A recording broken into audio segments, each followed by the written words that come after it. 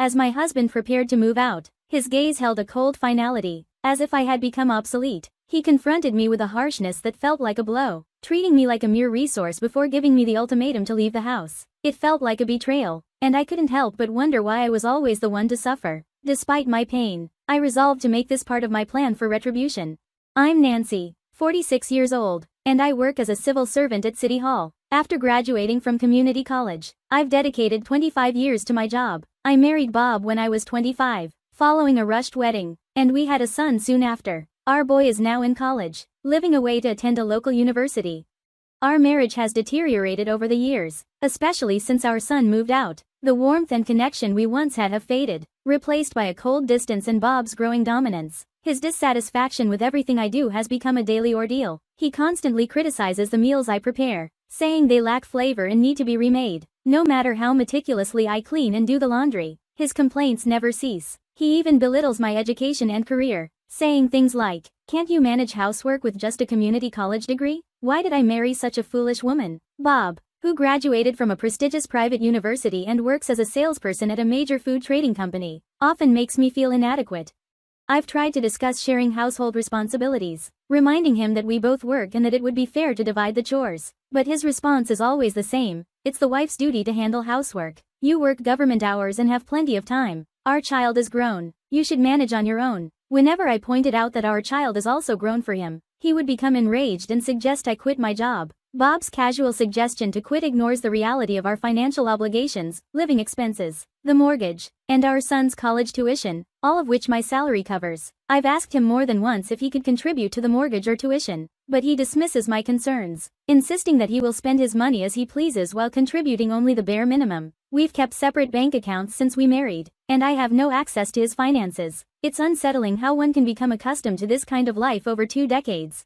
Lately, I've been increasingly troubled by Bob's growing demands for money. It started with a seemingly trivial request. During a family gathering at my parents' house, Bob asked me for $100 to contribute to gifts for his nieces and nephews. Although I understood the importance of family obligations, it struck me as odd that he couldn't cover this himself. Reluctantly, I complied, fearing I'd be labeled as cold if I refused.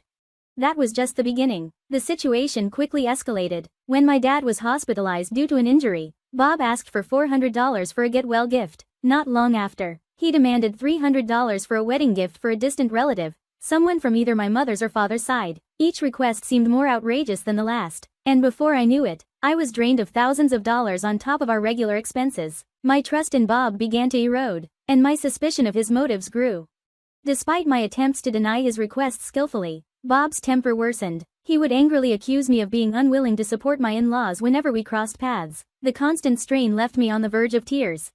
At the same time, I noticed Bob coming home late more frequently. He'd reek of a suspicious perfume, and I even found a woman's earring in his shirt pocket. Infidelity became a looming concern. When I questioned him about his late nights, he dismissed my worries with a scornful tone, belittling my work as a government employee. "You just sit in front of a computer all day. How can that even be considered work?" he would sneer. His dismissive attitude only fueled my frustration and led to more frequent arguments. I struggled to understand why he was acting this way when I was shouldering most of our financial responsibilities. The kind man I once knew seemed to have vanished, and I found myself questioning why I had married him.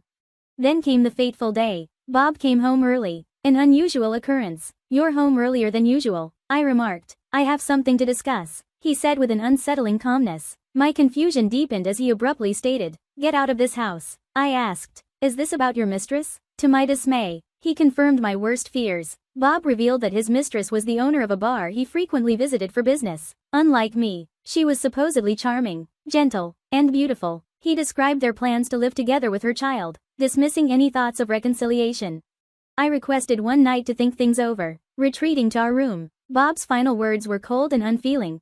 "Get out as soon as you can." After treating me like an ATM, Bob now wanted to kick me out of the house. I could only assume that the money he had squeezed out of me had gone to his mistress. The late nights he claimed were for business meetings were likely just excuses for him to meet her. Why was I enduring this? Infuriated by his deceit and laziness, I resolved to take action. The next morning, Bob asked with a snide tone, "Are you ready to move out?" I responded calmly, "I'll leave today." His surprise at my composed demeanor was evident, but he quickly recovered, saying, "Finally, I can escape this dull life. A beautiful woman in the house, even if it's just a place to sleep." is definitely an upgrade. I told him, I'm taking all my things with me. If we're starting new lives, I need to take what's mine. Bob, with his smug attitude about his new life and mistress, was no longer the man I wanted. I declared, I want a divorce. As a condition for leaving, I refused to be the pathetic wife who accepts infidelity and walks away without a fight. I pulled out the divorce papers I had prepared for this moment. Bob, envisioning his future with his mistress and clearly relieved, signed the papers without hesitation, saying, that's an easy thing. By that afternoon, I had packed my belongings and left the house. A sense of refreshment washed over me. As I departed, I heard Bob's loud exclamation at the doorway. His smug satisfaction was fleeting, I thought. I submitted the signed divorce papers at work, explained the situation to my colleagues, and took a few days off. Since everything had unfolded so quickly, I hadn't secured a new place yet. For now, I decided to stay at my son's place. Seeing me after a long time, my son must have noticed the relief in my demeanor. He smiled and said, I'm glad you finally ended it. This is just the beginning. By the way, did you handle that thing I asked you to do? I replied, absolutely. I did exactly as you instructed. Thank you, he said. The first act of my revenge had been set into motion. A week later, I received a call from a number I knew all too well. It was Bob, or rather, my ex-husband now. At first, I ignored his calls, but his persistent ringing compelled me to answer. I took a deep breath before picking up the phone. What's going on? He demanded harshly from the other end. It was the end of the month, a time when various payments were due. What are you talking about? We're divorced. Where's my application for payment? I replied. What are you saying? Yes, it's not surprising, I continued, noting his rising frustration. Neither the living expenses nor the mortgage had been paid from my salary this month, which must have shocked him. Our home, situated in an upscale area, had a mortgage in the thousands. How am I supposed to cover this amount?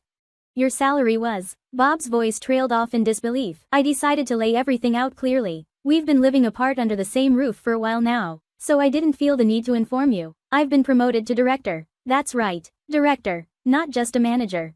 Since when? Since our son started high school, I believe. My salary is probably double what yours is now. What? Bob seemed stunned by each revelation. Another thing you didn't know, I've been setting aside money for our son's education since he was born. I now have several $100,000 in assets. Thankfully, we kept our finances separate, so you were in the dark about this. Impossible. How could I have known? I continued. I had planned to divorce you sooner, but keeping you as a source of money was more advantageous. I managed to make you agree to the divorce willingly by playing the part of a dependent wife. I even advised our son to attend a local university well before we separated. Everything was part of my strategy. After I finished speaking, Bob was left speechless. How does it feel to be outmaneuvered by your wife, whom you looked down upon for only graduating from community college and working a cushy government job? He clearly hadn't expected me to be so upfront. His silence was a testament to his shock. Isn't it odd that he never questioned how he maintained a middle-class lifestyle and beyond? I said, since we're divorced, I'm no longer obligated to cover any expenses, including this month's payments. And isn't the condo in your name? Shouldn't you be handling the mortgage now? Where are you? Bob demanded. I'll come to you. Just tell me where you are. Bob hesitated before responding. They told me at work that you're on a few days off, but they don't know where you are. How am I supposed to manage now? I couldn't help but smirk. Well, I've gone into hiding with the help of my workplace, our son, and even my parents and relatives. Bob, it seems you're really at your wit's end. Why don't you get a job and earn your own money? Bob snapped. I replied coolly, of course, you won't live as comfortably as before, especially now that you're relying on your dad. I could see the shock in Bob's response. How do you know that? Easy, just hire a private investigator. That should solve the mystery. It turned out that Bob had been squandering most of his salary on gambling and using the money I provided for monthly living expenses to pay off his debts. Are you out of your mind, Bob? You've been giving money to your mistress on top of everything else? One day, I'll remind you of these words. Why did I marry such a fool? I said harshly, leaving Bob breathless and speechless. After a pause, Bob's tone softened. I admit I was wrong. Can't you come back? I realize now how wrong I was. Please tell me your address. I want to apologize in person.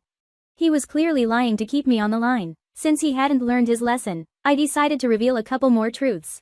By the way, have you checked your mailbox recently? Why are you asking? I haven't checked it yet. Well, you should have received a bill for alimony by now. You may not realize this, but I never agreed to an amicable divorce. Given that you committed adultery, I have every right to demand alimony. But even now, Bob insisted. I've never said I cheated on you. Anticipating his reaction, I continued, "The alimony bill comes with a report of your infidelity and evidence photos. In fact, most of the evidence in that report was gathered by our son, not just by a private investigator." When I visited our son, John showed me a photograph of Bob caught in the act of cheating. "Mom, I have this," John said quietly. "You didn't divorce because of me, did you? I'm sorry I couldn't do anything sooner." "Don't worry about it, John. I'm glad you were able to help." John had spent his spare time collecting evidence despite his busy schedule and the distance from home. I couldn't ignore the hard work he put into gathering this crucial evidence. Knowing Bob, I anticipated he would try to weasel his way out of this, so I had prepared thoroughly. "There's one more thing," I said. "What more could there be?" "Have we received any notification from our son's university yet?" "What kind of notification?" "About the tuition fee withdrawal." "What?"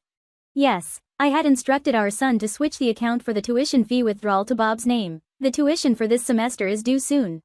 "Wait a minute, let's discuss this calmly." I am calm. Bob should be relieved our son didn't attend the same prestigious university Bob went to. Our son, against Bob's wishes, worked hard and enrolled in a more affordable local university in Idaho. Even so, the first semester's tuition is still several $1,000s. With the alimony deadline approaching, please ensure the payment is made promptly. Please, just stop making a scene. I have nothing more to do with you. With that, I hung up the phone. Later, I heard through the grapevine that after my financial support ended, Bob had to sell the condo where he was living. He's now in a rundown 500-square-foot apartment. Desperate and with no source of income, Bob repeatedly tried to contact me, hoping to drag me back into his problems. I don't know much about Bob's mistress, but it's clear she wasn't willing to support him. I later learned that she had even left him, after hiring a private investigator to look into her. I was surprised to discover that she didn't have any children. Bob was the only one seriously invested in the relationship. It seems he was completely duped. After using me like an ATM and then kicking me out, I wanted Bob to truly reflect on his actions. Apparently, unable to manage his debts and the alimony he owed me, he turned to his parents for help. However, they couldn't forgive him for the way he treated me and ultimately disowned him. Now, Bob is said to be lost and without support. As for me, I've found freedom and peace. I'm enjoying life with the assets from my investments and the alimony. I've purchased a newly built condo and spend my weekends with our son, who visits regularly. We enjoy tea together and study. Interestingly, he's now aspiring to become a public servant like me. He's diligently preparing for the National Civil Service exam, taking my advice to heart. Watching him pursue his dreams brings me great joy. I've returned to work and shared sweets with my boss and colleagues who supported me through the difficult times. This experience has reinforced my belief that hard work and sincerity always lead to rewards. I plan to keep this lesson in mind as I continue on with my life.